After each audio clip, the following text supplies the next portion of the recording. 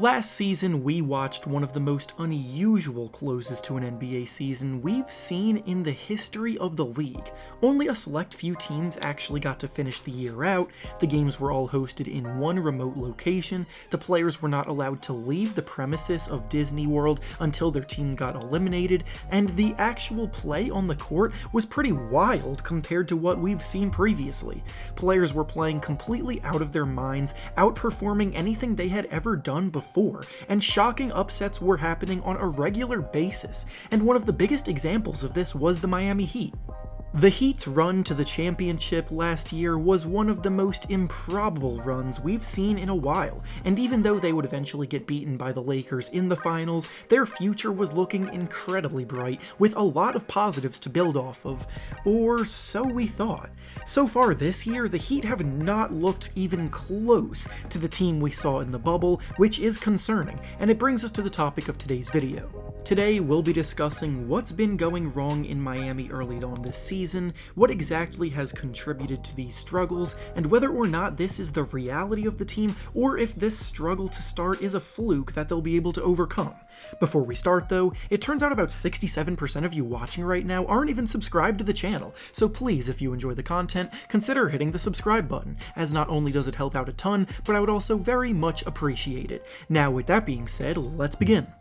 Back when Jimmy Butler originally signed with the Miami Heat prior to last season, many questioned his decision and he caught a lot of flack for it. However, it didn't take long at all for him to shut his doubters up as he began to lead the team soaring way past where people expected them to be.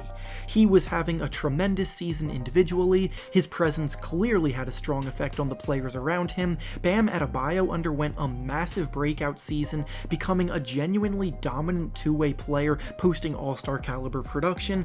Their young, inexperienced shooters on the wing like Duncan Robinson and Tyler Herro vastly outplayed their expectations, and so much more all came together perfectly for, as I said earlier, a run to the finals. This boosted the stock of everybody on the team, and in the offseason, they boldly stayed put for the most part and even watched a few key contributors leave in free agency without making any real splashes themselves. Jay Crowder departed for Phoenix, and Derrick Jones Jr. departed for Portland, hurting their perimeter defense, and in their places, they brought in Avery Bradley and Mo Harkless to replace them, which are fine signings for sure, but probably not enough. They then re-signed Myers Leonard to a questionably hefty $10 million contract, and they drafted Precious Achiuwa in the draft, but for outside of that, a lot of the team is exactly the same from a year ago, which brings us to the main question: why have they been so bad this year? The Heat currently have the third worst team in the Eastern Conference in the standings with a miserable record of 7 wins and 14 losses, only being higher than the Wizards and the Pistons at the moment, and well, there's a lot that goes into that. But first allow me to make what some of you may call an excuse, but I see as more so just context for the situation, being that COVID has definitely hit them pretty hard this year. Just to go down the line here, starting with their main man Jimmy Butler, who has missed 12 games because of this, Bam Adebayo missed a few games as well because of it, Tyler Herro missed 7 games, Kendrick Nunn missed 8 games, Goran Dragic missed 5 games, Avery Bradley has missed 11 games, and by now you probably get the point here. They've arguably been hit harder than any other team by the virus, which is tough, and for even more context into this situation, I don't think some of you fully grasp how much this can affect a team. When these players are being held out of games as they recover from it, or while they're just quarantining because of contact tracing, they literally can't do anything basketball related. They can't work out, they can't go to the practice gym to get shots up, they can't go lift weights, they literally have to just wait it out until they get cleared again. So when these guys get back into the swing of things, they have to go through the whole process of getting back into game shape and finding their rhythm all over again. And Avery Bradley gave a pretty good quote about his return when he said that after his first game back, "I just tried to push through every single possession. There was times I was extremely gassed." All of this has contributed to the team looking like a shell of themselves from last year, and it definitely makes me believe they'll be able to turn things around over time, especially now that they have everyone back, but there is one thing that really concerns me, which I'll get into now. The Heat organization seemed to drastically overvalue their players, and especially this year, it very well could cost them. Tyler Herro and Duncan Robinson both saw themselves skyrocket through the league in regards to how they were viewed as players last year, with Herro all of a sudden being seen as someone with legitimate star potential and Robinson looking like the best shooter in the league. But this year, they've both come back down to earth, and they can't even really blame COVID for it, since Robinson has played every game this year, and Herro has been back in the rotation for a while after only missing a few games.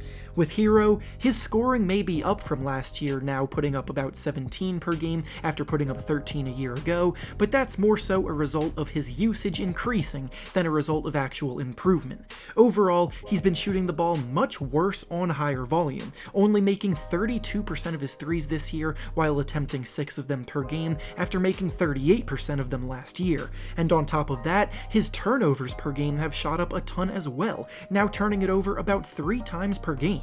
The hype seems to have gotten to his head a little bit, and his decision-making at times has suffered. As for Duncan Robinson, he's still knocking down threes at a highly impressive rate, making 41% of his shots from 3 on at 8 attempts per game. But after making 46% of them last year, he set lofty heights for himself, and when he can't match that, some of his flaws, especially defensively, become more apparent, and all of this ties into my next point that actually goes back to a point I made earlier. The Heat seem to value these young guys so highly, and this mindset has hurt them. As we all know, James Harden was seeking a trade out of Houston for a while throughout the early parts of the season, and the Heat were actually one of the teams in contact with them trying to get a deal done. James Harden is, of course, one of the best players in the NBA, and his price was obviously going to be steep, and his skill set definitely could have helped the Heat out a ton, especially when they were struggling, and according to reports, there was a possibility of Harden going to Miami, but the Heat didn't like the price tag. The report states that the Miami Heat were not willing to give up Tyler Herro, Duncan Robinson, and Precious Achiuwa together in a trade offer along with likely some picks, and that just strikes me as a bit odd. Tyler Herro has seemingly become one of the most overrated players in the NBA today, and that's not even because he's not a good player, but everyone just seems to completely overreact to his ceiling as a player in the NBA moving forward. With so many teams in the East having drastically improved around them while they mostly stayed put, decisions like these very well may cost them another chance at a title, because they quite possibly have already been passed up by some teams. Players of James Harden's stature barely ever become available, and honestly, they'll probably end up regretting not pouncing on that opportunity to get him when they had the chance, especially because he's now playing for a team in the Nets that they'll have to go through in the playoffs, of course assuming they get there. So to summarize, are the Heat doomed? No, of course not. They've begun to get everybody back healthy, and as time goes on, they will get back on track and start winning games again. Even with this slow start, they're only 2.5 games out of playoff spot, and that small of a difference should easily be overcome with 50 games left to be played. However, are they the contenders they seemed to prove to be last year? That's where it gets tricky. I do still think Jimmy Butler is a tremendous leader out on the floor, and he can will them to a lot of wins, and Bam Adebayo's development is still trending upward as well, but the supporting cast around them is arguably worse from a year ago, and it definitely won't be easy against teams like the 76ers, Bucks, Celtics, and Nets this season. And with that being said, that's all I have for you today. Make sure to like the video, subscribe to the channel, and comment down below what you think the Heat need to do to turn things around. Thanks for watching, and I'll see you all next time.